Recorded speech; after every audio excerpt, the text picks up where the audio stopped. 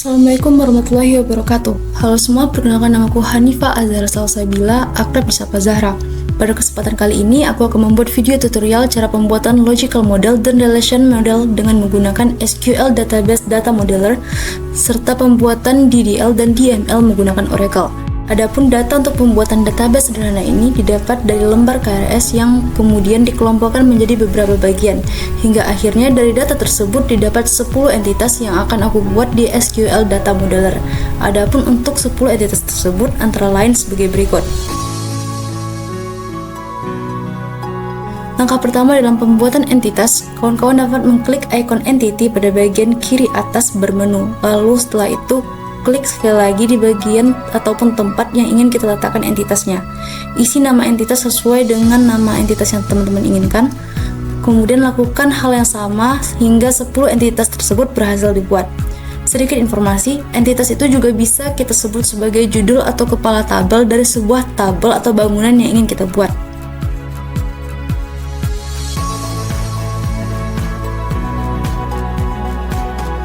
Langkah berikutnya dari pembuatan logical model adalah penentuan relation atau hubungan antar entitas. Bagian ini perlu kita kaji dengan hati-hati agar nantinya semua entitas yang kita buat dapat terhubung satu sama lain dan tidak ada relasi many to many.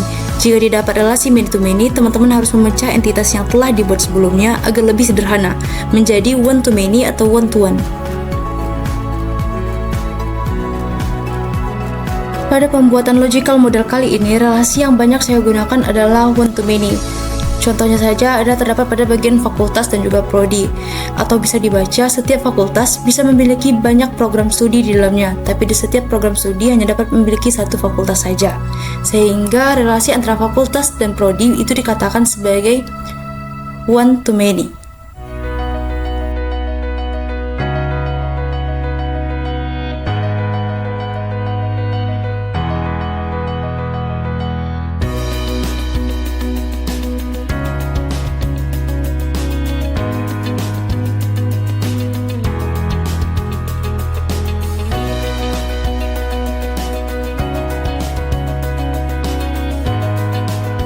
Langkah berikutnya adalah pembuatan atau pengisian atribut dari sebuah entitas yang telah kita buat. Cara pembuatan atribut pertama, klik bagian entitas yang ingin ditambahkan atribut. Klik bagian atribut, kemudian klik ikon tambah pada bagian kiri, kemudian inputkan nama atribut yang kita inginkan. Kemudian pilih juga tipe data yang diinginkan, masukkan panjang data yang diinginkan. Jika sudah, pilih ikon tambah jika ada atribut lain yang ingin dimasukkan. Lalu lakukan hal yang sama hingga semua atribut yang ingin diisikan di dalam entitas tersebut berhasil dibuat. Simbol pagar itu melambangkan data atau atribut tersebut tidak boleh sama dengan yang lain. Sedangkan mandatory atau bintang itu melambangkan data tersebut wajib diisi. Sedangkan simbol yang seperti huruf O atau bulat itu melambangkan bahwa data tersebut bersifat opsional, boleh diisi dan juga boleh tidak. Kita lakukan hal yang sama kepada semua entitas yang ada. Masukkan atributnya sesuai dengan atribut yang kita inginkan di dalam setiap entitas yang ada. Lakukan hal yang sama hingga semua entitas terisi dengan atributnya masing-masing.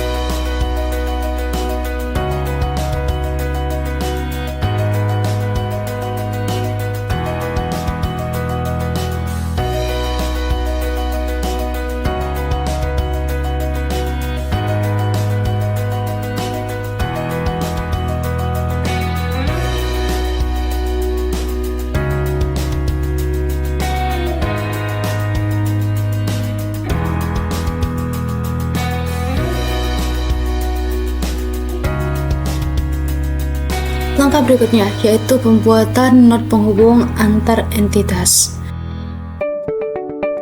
Misalkan di sini ada fakultas dan juga prodi, di mana setiap fakultas memiliki prodi masing-masing. Nah, setiap prodi itu hanya mempunyai satu fakultas. Jadi kata not ada pakai tulis itu untuk antara fakultas dan prodi, kata aktivitasnya itu memiliki, sedangkan yang prodi ke fakultas itu mempunyai. Perlu digarisbawahi, kata dalam setiap not itu biasanya bisa berbeda-beda antara yang satu dengan yang lain. Itu tergantung bagaimana cara seseorang membaca ataupun menganalisis data yang dia dapat.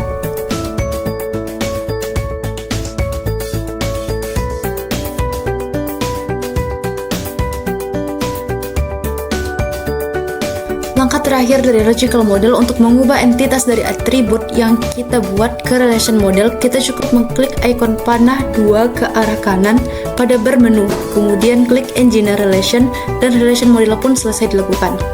Langkah berikutnya, rapikan setiap kolom yang telah dibuat agar setiap tulisan atau data yang ada di dalam kolom tersebut dapat terbaca dan tidak terpotong.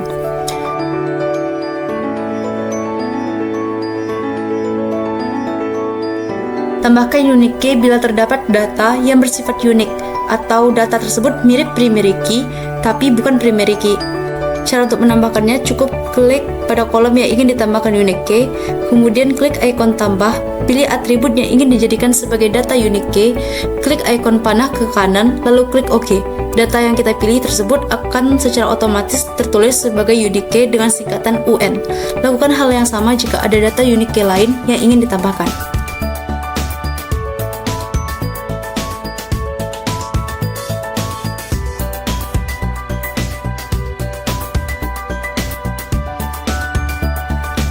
Tahap relation model pun selesai dilakukan.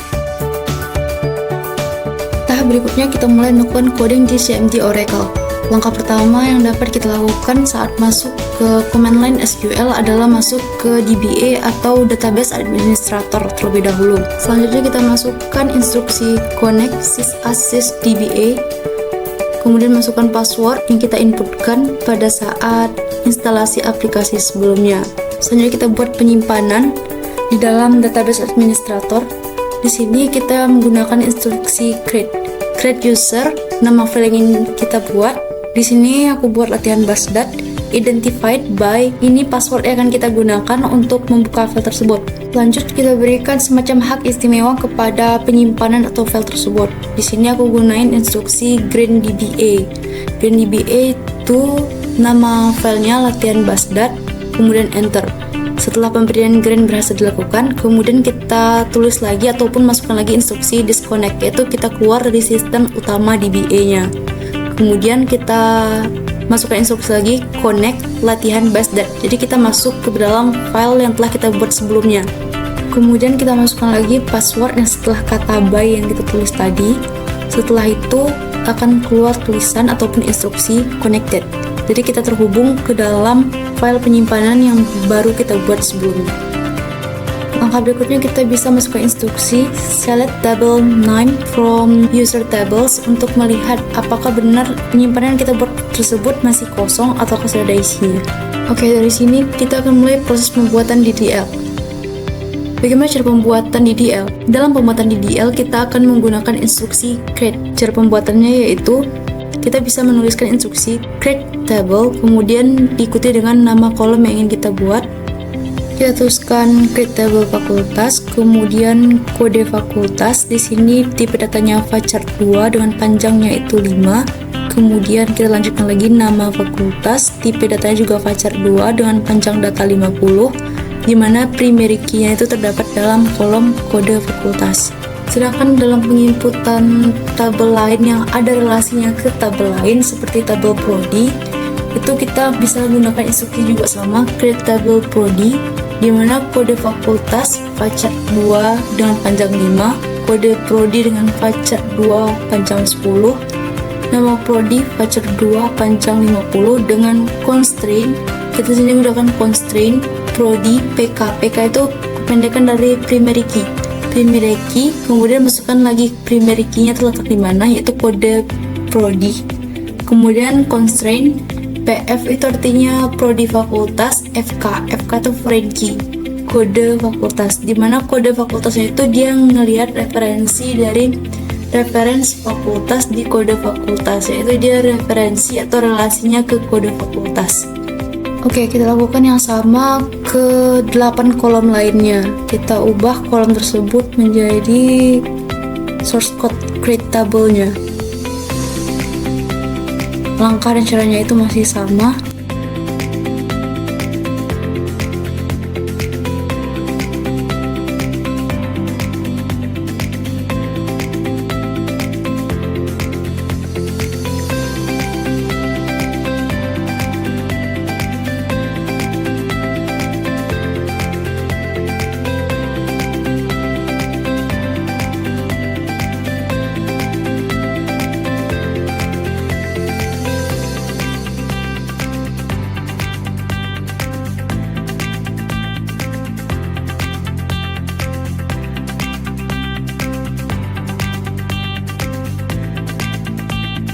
Cara lain yang dapat kita lakukan untuk membuat DDL dengan lebih mudah adalah teman-teman cukup membuka logical model yang telah kita buat sebelumnya di SQL Database Data Modeler.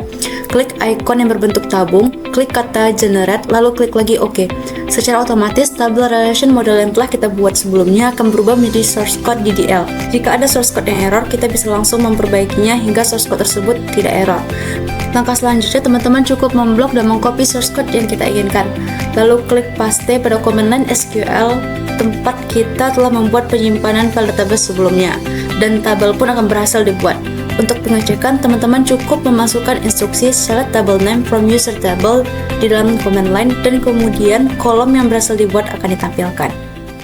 Perlu diingat, kolom yang kita buat tersebut masih dalam bentuk kolom kosong tanpa ada isi, dan proses untuk pembentukan isinya itulah kita kenal dengan istilah DML. Final step, proses pembuatan DML. Pada proses pembuatan DDL kita menggunakan istilah create, sedangkan pada proses pembuatan DML kita akan menggunakan instruksi ataupun kita akan banyak menggunakan instruksi insert into. Adapun cara penulisannya yaitu sebagai berikut. Dalam penulisan DML kita dapat melakukan dengan dua cara, yaitu menggunakan parameter dan tanpa menggunakan parameter. Adapun contoh dan beda penulisannya dapat kita lihat sebagaimana berikut. Di atas merupakan contoh dari DML tanpa parameter dan di bawah menggunakan parameter. Oke, dari sini kita bisa masukkan inputan-inputan lain, dan untuk melihat hasil inputan yang kita buat tersebut, kita bisa memasukkan instruksi select tanda bintang from, kemudian masukkan nama kolom yang ingin kita lihat, contohnya select tanda bintang from prodi. Maka semua inputan yang berasal ataupun semua inputan yang dimasukkan atas nama prodi akan keluar ataupun akan ditampilkan.